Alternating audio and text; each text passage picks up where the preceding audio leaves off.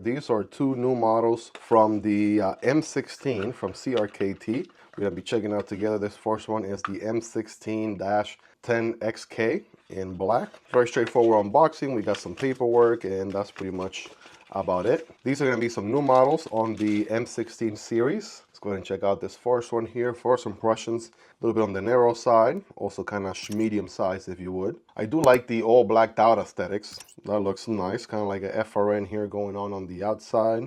We got speed hole here for days for extra horsepower, even some smaller speed holes. The pocket clip is not left behind, also gets plenty of speed holes. That's kind of like a design language there, right? Bigger holes, smaller circle holes if you would. We got a thumb stud here with some knurling going on, and we have even got knurling going on in the captive pivot with the flat side, captive on the other side, and we got a good old crossbar lock. So if you're ready, I'm ready. Let's go ahead and send it. Well, bam. Ooh, baby, come on, let's check this thing out. Look at this. So what do we have here? We're looking at a tanto blade with a flat grind, or no, hold the phone. That's a little bit of a hollow ground with a flat tip, so dual compound ground here going on. Check that out. And then we have a plain edge front here. Both this top portion and this side is going to be a plain edge. We have serrations going on, very aggressive serrations there. Check that out. So we got the plain edge there up until the tip, about midsection, and then we got the serrations there. Pretty interesting, very tactical approach for sure. I mean, that's kind of the name of the game here with the M16. Digging the geometry. Now, CRKT does not put the steel on their blades for some reason, so future me double check what steel are we working with on this one. But let's check out the action, right? So it's a crossbar lock. Oh yeah, that is very, very smooth here as you would expect. Yeah, good smooth action on the open and close. Thumb stud deployment, that is good. Reverse flick. Hold on a second. There we go. I'm using the meat of my middle finger there to get it to deploy, using the sort of knurling going on there for grip. These are not like step level thumb studs, or like flat cylinders, if you would, in a way. So maybe a little bit of stair stepping to them would have helped a little bit with getting that grip. But they kind of go nicely into this cutout on the handle. Kind of like how that's pretty flush there. A Carson design, in case you didn't already know, but at least 3 different deployment options.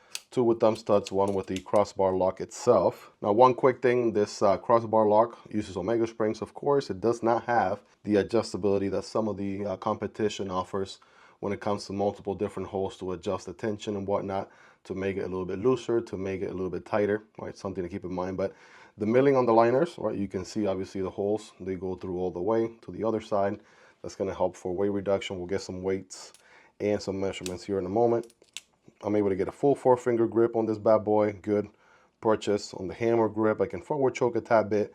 Doesn't have a dedicated finger choil per se. We do have jimping. It's very minimal here. Only about this portion, kind of where it should extend it a little bit further up on the spine of the blade, but that's what we're working with. Again, personal preference, just nitpicking. And I want to say the deep pocket carry clip is reversible on the other side for lefties. Got the 2 holes right there, so that should not be a problem reversing the pocket clip. After all, right, crossbar lock. If I can get my left hand to cooperate, that'll be great. After all, a crossbar lock knife is a very ambidextrous friendly knife. 2 standoffs back here. I don't see a lanyard hole anywhere. Maybe you could use it off of the pocket clip here, attach your lanyard that way. But other than that, let's go ahead and check out the other one here. So again, that was the M16-10XK. This next one is going to be the M16-10XD. So what's different about this one here? I want to say a different color, right? That's kind of what's jumping right out at me. We got, again, paperwork and just a very straightforward unboxing. These are very affordable, by the way. They're in the budget knife category. That's why the unboxing experience is very simple there. Let's see, colors on this one. Okay, we got a little bit of a brown tone going on with a little bit of a yellowish looking blade. With different aesthetics indeed, right? Kind of like military style.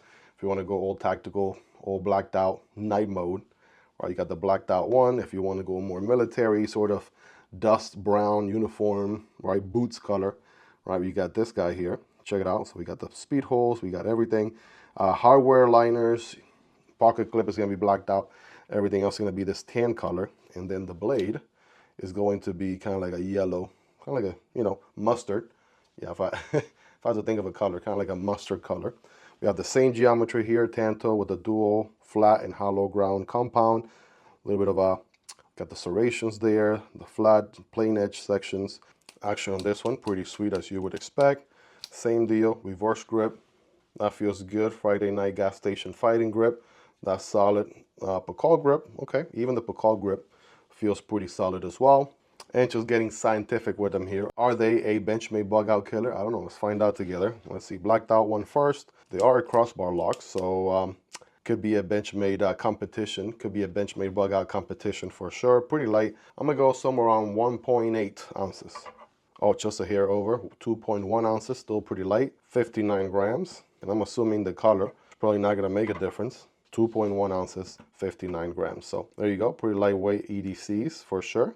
And doing a quick side-by-side here, right? You can see they are pretty slim in nature, not too tall of a handle, not too tall of a blade. Definitely in that medium category. You're looking at pretty much a 7-inch knife, kind of like a Kershaw leak, Savivi Elementum, 3-inch blade, and a closer to a 2.75-inch cutting path.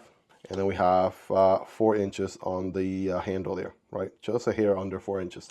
So golden ratios, right? 3 inches of blade, 4 inches of handle gives you 7 inches overall. Pretty good recipe. These are very affordable. There are other variants available. The M16 is probably one of the most diversified model on the CRKT lineup, right? They got them in all sizes, all different blade shapes and geometries and different colors and handle materials, different price ranges, different steels or what have you. So definitely check it out. If you're interested, it is linked down below. And it does help out the channel when you guys use those links, but it's entirely up to you and at zero extra cost. Of course, highly appreciated.